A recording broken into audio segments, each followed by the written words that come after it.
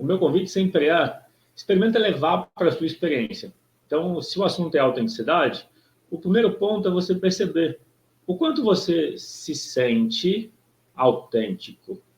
O quanto você sente que pode ser autêntico, ser você mesma, nas diversas situações. Por exemplo, quando você está com sua família, você sente que pode ser você mesmo? Pode ser que quando você está com amigos, seja mais fácil você sentir que pode ser você mesmo. Boa noite, Sandra, bem-vinda. E aí a pergunta é essa: quando você está em família, você sente que pode ser você mesmo? No trabalho, você sente que pode ser você mesmo? Quanto você sente que pode ser você mesmo nos diversos ambientes? O meu convite é que você atribua um número de 0 a 10 para representar o quanto você sente que pode ser você mesmo nos diversos ambientes. Se para cada ambiente é uma medida diferente, por exemplo, com amigos, vamos supor que seja 10 ou 9. No trabalho é 8. Na família é 5. No relacionamento de casal é 1. Então, se você percebe que é diferente em cada relacionamento, você pode ter uma nota e fazer a média. A média é você somar o valor de cada uma das áreas. Se você tem 5, se você está usando relação com os pais, ou seja, família de origem, família que você criou, relacionamento, trabalho, amigos, você soma tudo de 0 a 10 e divide por 5. Essa é a sua média de autenticidade. Por que é importante você ter esse número de 0 a 10 em relação ao quanto você sente que pode ser autêntico? Para você avaliar a mudança. Esse número não é um número fixo. Esse número é subjetivo, essa ideia, porque é o seu número, não é uma coisa que você... Não é sobre se comparar com os outros, mas é uma autoavaliação onde você percebe o seu ponto de partida, onde você está hoje em relação à sua autenticidade. Com esse ponto de partida, você pode listar quais são temas, assuntos ou problemas que você precisa resolver para ser mais autêntico. Eu vou dar um exemplo. Às vezes você pode ter assuntos que você gosta de falar, mas com as pessoas que você convive, elas não se interessam.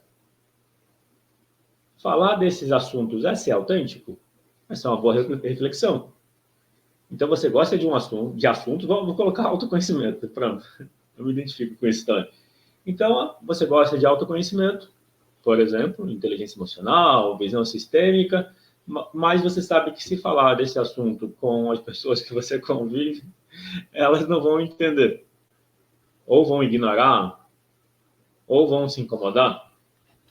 Não falar desses assuntos é não ser autêntico?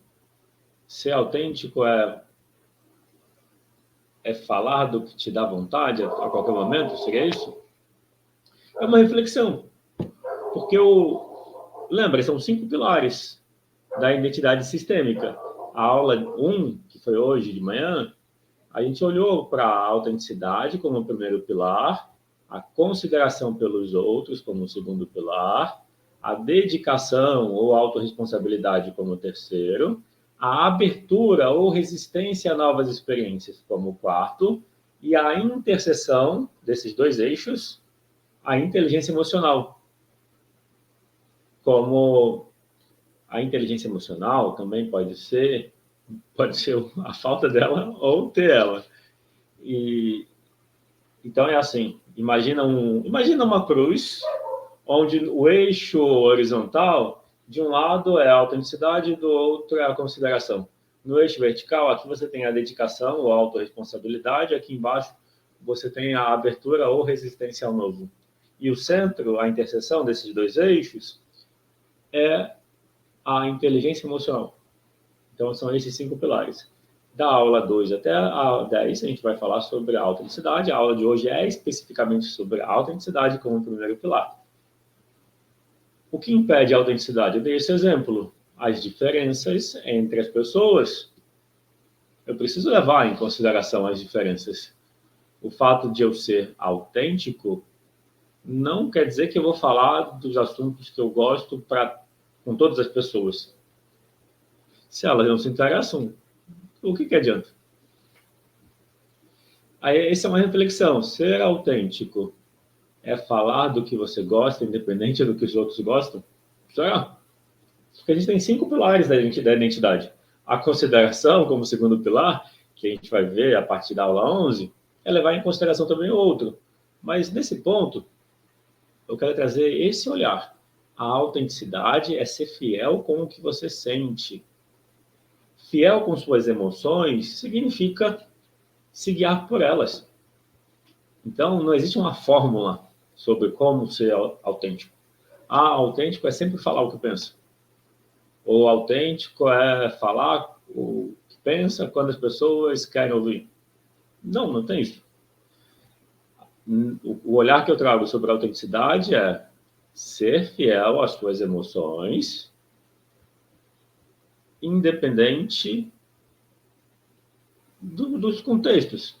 Se você sente, se as suas emoções falam para você falar, você fala. Se elas falam para você não falar, você não fala. Se elas não falam nada, você escolhe de acordo com o que vier. Mas a autenticidade é você ser fiel à sua verdade interior, à verdade das suas emoções. Então, se você tem vontade de falar, você fala. Se você não tem vontade de falar, você não fala. É a questão de você simplesmente se permitir estar presente no momento. E ser quem se é, sem expectativa, sem vontade de agradar, porque a vontade de agradar não é autenticidade. Pode estar mais para o lado da consideração, e aí você já percebe uma interferência. Então, uma interferência à autenticidade é o desejo de agradar os outros. E se a vontade de agradar os outros interfere na sua autenticidade, então isso já é uma pista de que tem alguma coisa mal resolvida. Alguma ferida emocional não resolvida, que pode ser o medo da rejeição, o medo do abandono. Porque com o medo da rejeição, você pode querer agradar os outros para não ser rejeitado. Com o medo do abandono, a mesma coisa. Agradar os outros para não ser abandonado. Para ter, no caso da rejeição, é para ser aceito. No caso do abandono, é para sentir que pertence ou que pode contar. Então, obstáculos à autenticidade. O que impede alguém de ser autêntico, normalmente, é não se aceitar, não aceitar as próprias emoções. Quando você pensa nas feridas emocionais, o que são feridas emocionais? Se você assistiu às aulas da última série de aulas, que era Anti-Tristeza, Guia Prático para Resolver a Dor Emocional Associada à Tristeza, em 5 delas, o assunto foi feridas emocionais. Como entender cada uma delas? Então, eu vou falar de maneira geral. As feridas emocionais são experiências que marcam a gente nos primeiros 6, 7 anos de vida. Quais são essas feridas? Rejeição, abandono, humilhação, traição e injustiça. Não necessariamente a gente lembra dos acontecimentos, mas a gente tem o efeito. Por exemplo, quem tem a ferida da rejeição não se sente aceito, se sente incomodando os outros. A ferida do abandono, ele pode querer agradar os outros a todo custo, e aí ele não vai ser autêntico. Quem se sente rejeitado, se rejeita. Então também não é autêntico.